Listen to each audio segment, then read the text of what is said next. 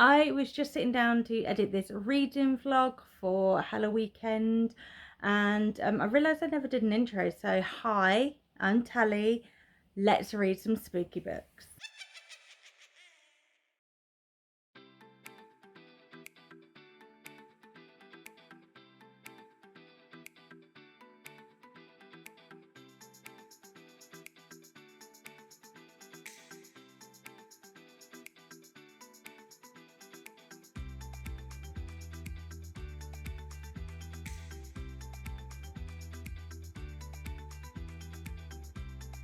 I don't know if I told you about my first book. I don't think I did because it was a reading it at work. But yeah, so I rolled and ended up on the Ghost. Yeah, and we're in the library this weekend, which is exciting because I saved that till last.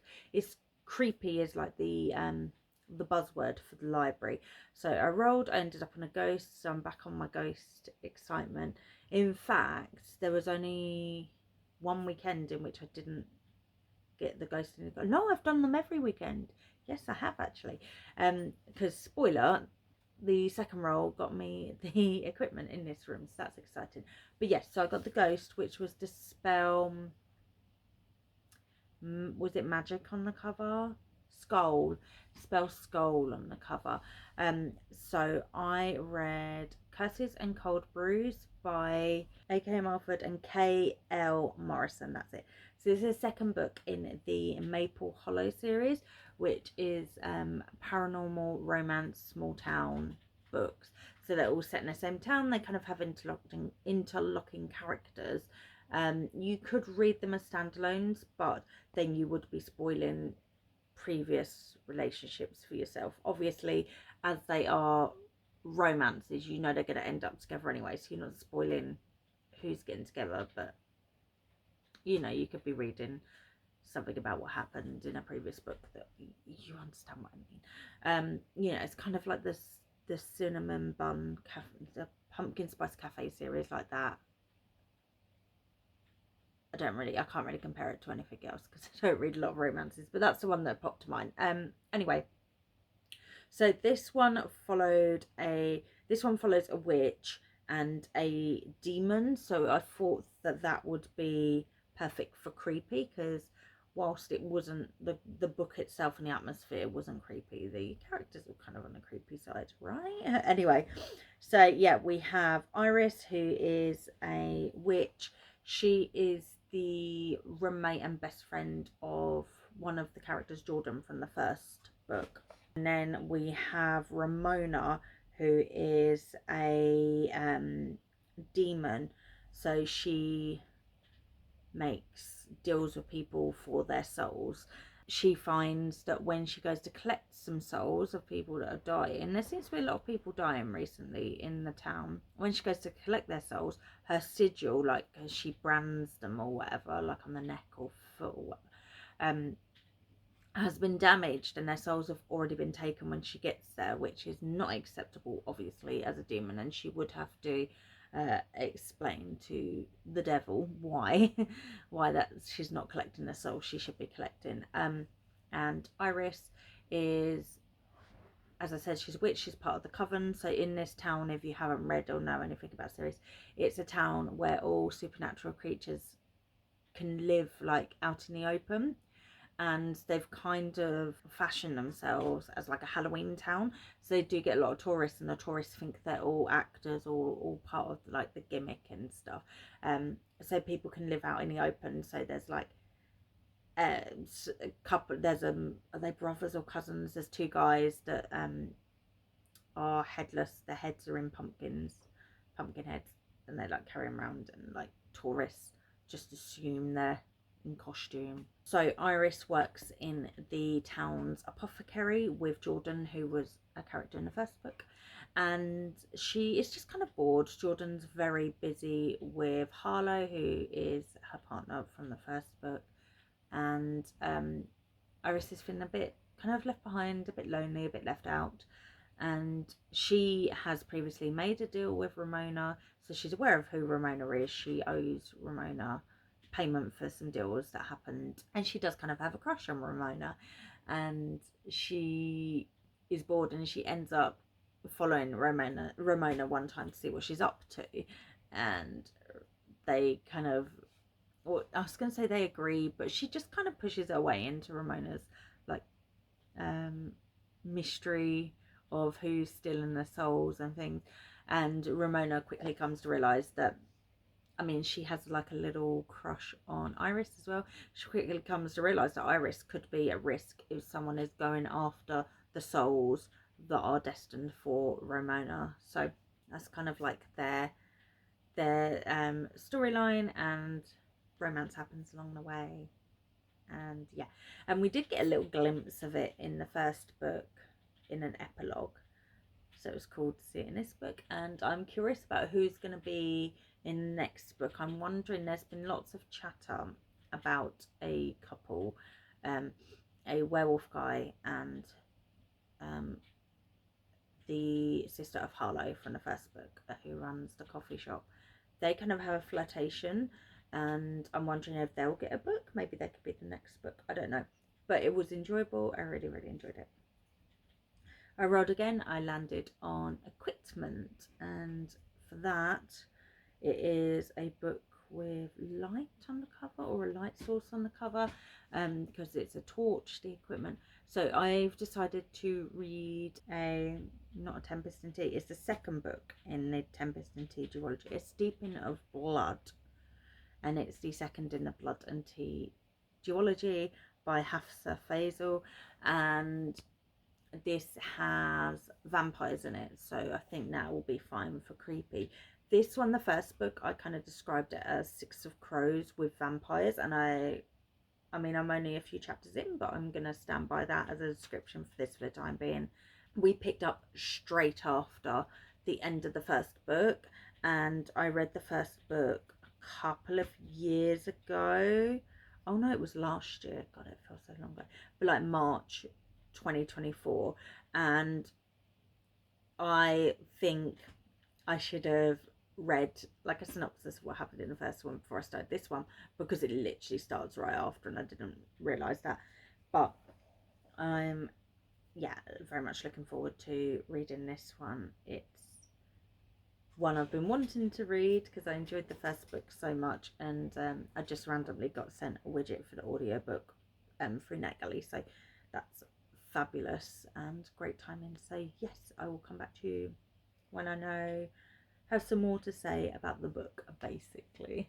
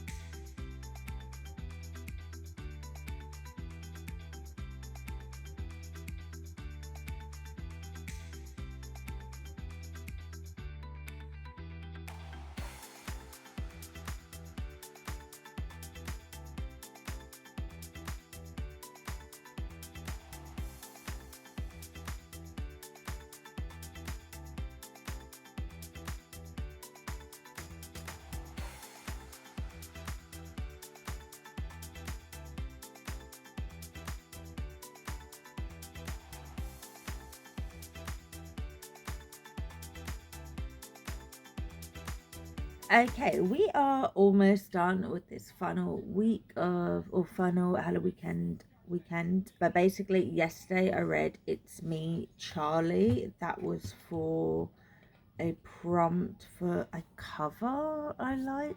A cover you like, yeah, prompt 13 for a cover you like. I read It's Me, Charlie. I think I have some clips I can put in that I recorded for TikTok of me reading it. A 1 star. Okay, so this is extreme horror, and obviously going into it, I know it's going to be extreme horror, so I do need to obviously preface anything I'm about to say about this book with the knowledge that I know it's extreme horror and I know what that entails. But this book wasn't really extreme horror in my opinion. Well, there was literally like not much going on in it, and I don't know, I just, when I compare it to some other short extreme horrors I've read. I will put them on the screen. This seemed quite almost mild, but I'm saying that like it's a bad thing. At the end of the day, an attempt was made for a cohesive storyline. I can give it that. I think that a lot of the blurb, I think the blurb did a lot of heavy lifting in the storyline for this book. That's what I'm going to say. I feel like without the blurb, a lot of this, the blurb was kind of telling, not showing, and it was basically giving you like a quick history to what was going to happen in the story, which I don't know. I think this book was only 60 something pages. They could have just added in a few more pages, a couple more chapters, and made it a bit more well-rounded.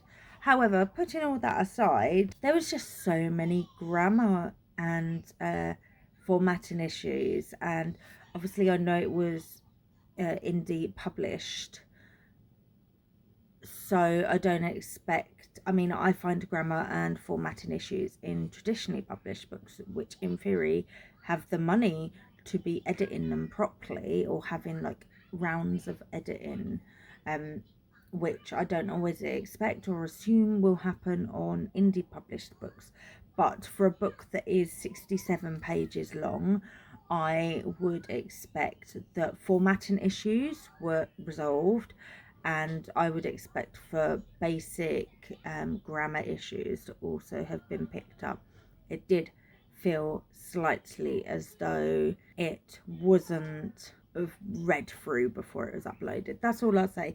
It was a gift, so I've got the little gift note, so I can keep the gift note, but the book itself I will probably put on Vinted to see if anyone wants it there. If not, I don't know what I'll do with it. So I rolled again, landed on 17. This can be my last roll, and it's read a book without the, of, and, or in the title. So our final book we're going to read is a graphic novel version of Animal Farm. What makes this creepy? The fact that there's scenes in this that are happening in real life. Okay, we're going to go read this now. Let's close this out. Final weekend.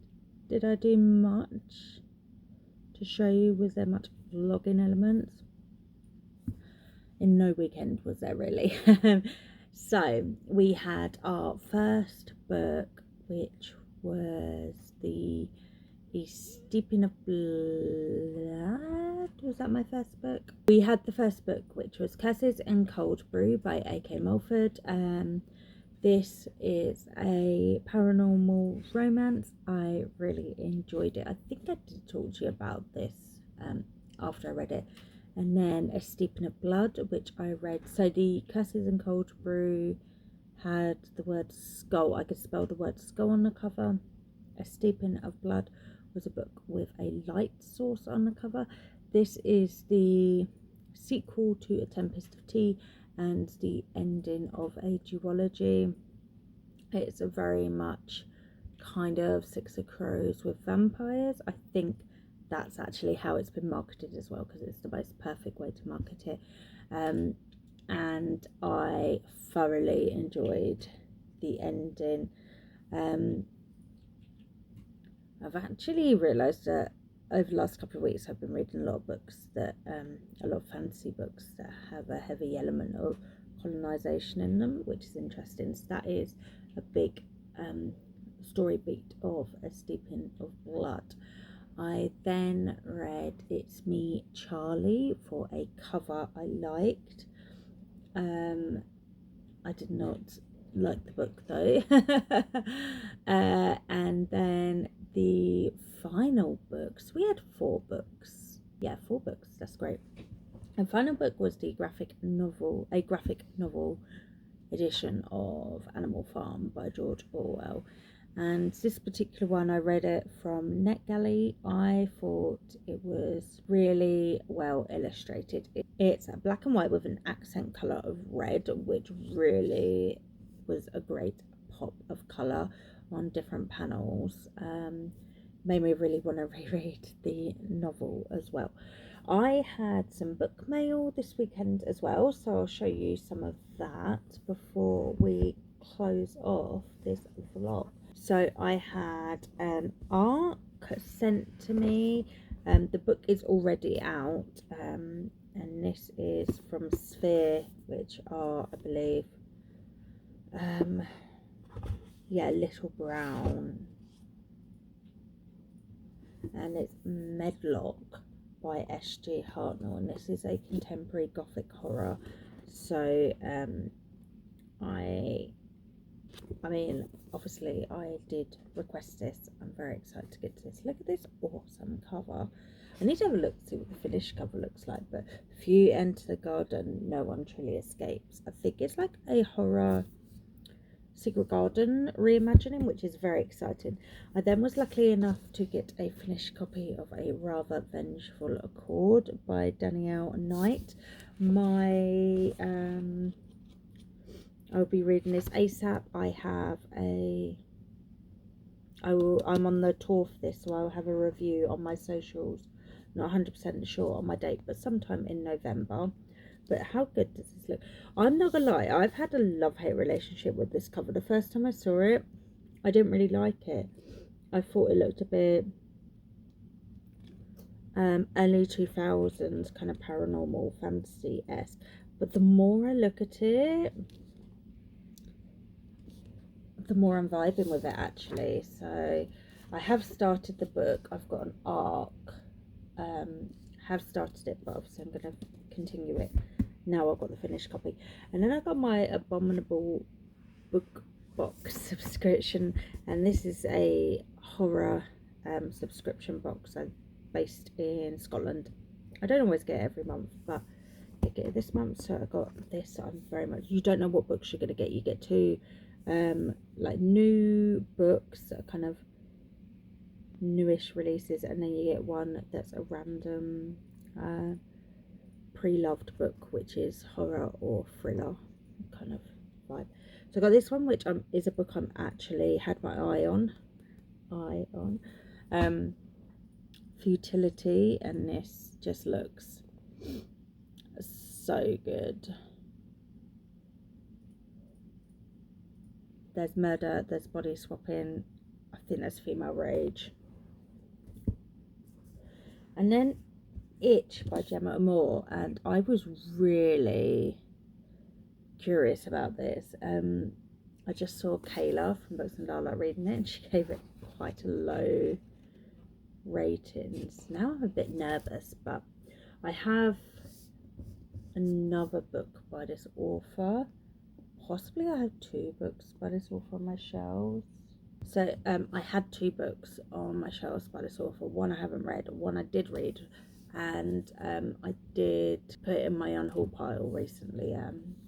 It was a collection of short stories. It was good, but I won't reread it.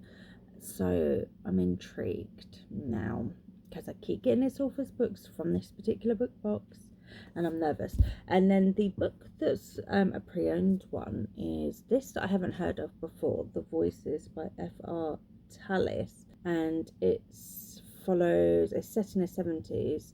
It follows a young couple who move into a North London home with it's like a Victorian house, with their baby, and then they hear voices over the baby monitor, which sounds pretty creepy.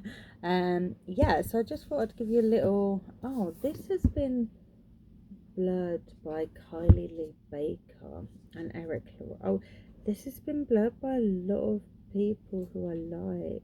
That's interesting. But yeah, I just want to share some of them. Any of these on your radar, let me know. So that's the end of October. I hope you had a good reading month in October. I had a mixed bag, but I read a lot. And now I'm a few days into NetGalley November, in which I am trying to get my NetGalley ratio to a better position. So I'll be doing some vlogs surrounding that, so make sure to subscribe. I'm going to be doing like vlogs either daily or a couple of days put together on TikTok, so go follow me over there as well. And I'm also taking part in Clear Your Shit for the rest of the year. So yes, if you took part in Halloweekend, let me know the best book you read from any of the weekends. If you want to say hi but don't have a book to share with me, leave some sort of garden emoji, and make sure to like, subscribe, consider sharing this video with anyone else that you think might like it to help me with the algorithm, and I will see you soon for another video. Bye friends.